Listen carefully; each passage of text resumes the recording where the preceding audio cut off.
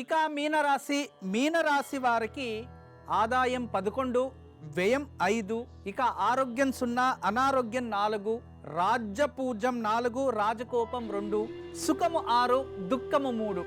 ఇలా ఆదాయ వ్యయాలు ఉంటే ఈ సంవత్సరంలో 12వ ఇంట్లో ఉన్న శని, ఇక రాశిలో ఉన్న రాహు, ఇక గురు స్థాన మార్పుడి, దీనివల్ల కన్ఫ్యూజన్ ఎక్కువ ఉంటాయి. ఈ సంవత్సరంలోకి ప్రతి పని కూడా చెయ్యాలా వద్దా, వెళ్ళాలా వద్దా అనే కన్ఫ్యూజన్లో ఉండిపోతారు. ఈ సంవత్సరంలో తండ్రి కొడుకుల మధ్యలో కాస్త మనస్పర్ధాలు ఏర్పడతాయి. కొంచెం జాగ్రత్తగా ఉండండి.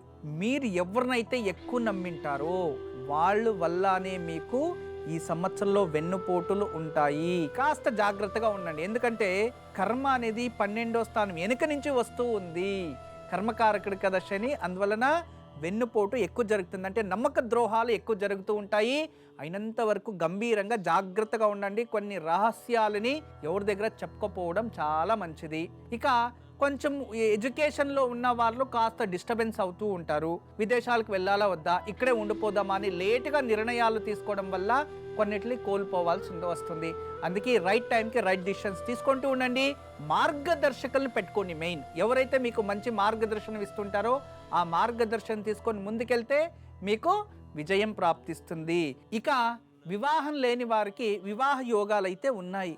అయితే వివాహం అయినా కూడా మనస్పర్ధాలు ఎక్కువ వస్తూ ఉంటాయి. చిన్న చిన్న విషయాలు పెద్దగా అయిపోతుంటాయి. ఈ సంవత్సరంలో మీన రాశి వారికి కోపం చాలా ఎక్కువ.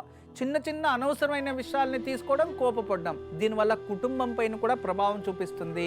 తర్వాత ఈ సంవత్సరంలో కొంత ఫైనాన్షియల్ ఇన్బ్యాలెన్స్ అవుతూ ఉంటుంది.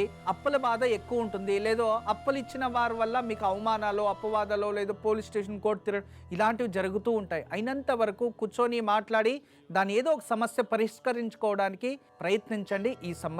ఈ సంవత్సరంలో దీర్ఘకాలిక వ్యాధుల నుంచి అయితే విముక్తి లభిస్తుంది. అదే విధానంగా రావాల్సిన ఆస్తులు కూడా వస్తాయి. వాటిని ఉపయోగం చేసుకొని మీ సమస్యల నుంచి బయటపడేదానికి చాలా అవకాశాలు ఉంటాయి. ఈ సంవత్సరంలో తీర్థక్షేత్రాలు, పుణ్యక్షేత్రాలు వెళ్ళడం అనుకూలంగా మీకుంటుంది. ధర్మకార్యాలను చేస్తారు.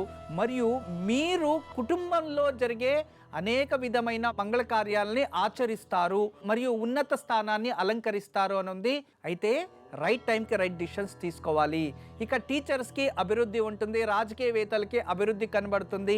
ఇక కళారంగంలో ఉన్న వారికి అభివృద్ధి, భూ వ్యాపారస్తులకి అభివృద్ధి కనబడుతుంది. ఇక వైద్యకీయ రంగంలో ఉన్న వాళ్ళకి అభివృద్ధి కనబడుతుంది. ఇప్పుడు ఏదైతే నేను మీకు రాశి ఫలాలు తెలియచేశానో ఇవన్నీ కూడా ఇప్పుడు ఈ సంవత్సరంలో ఉన్న గోచార ఫలాలకు సంబంధించింది మాత్రమే తెలియచేశాను.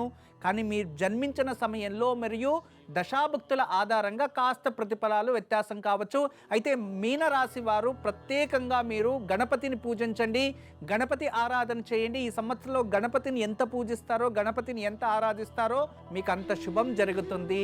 ప్రతిరోజు శుభంగా ఉండాలంటే రోజు గణపతిని పూజించి ఇంటి బయటికి వెళ్ళండి, అన్ని శుభంగానే ఉంటాయి. ధర్మాన్ని ఎన్నుకోండి, ధర్మాన్ని ప్రోత్సహించండి. సంవత్సరం అంతా సంతోషంగా ఉండండి.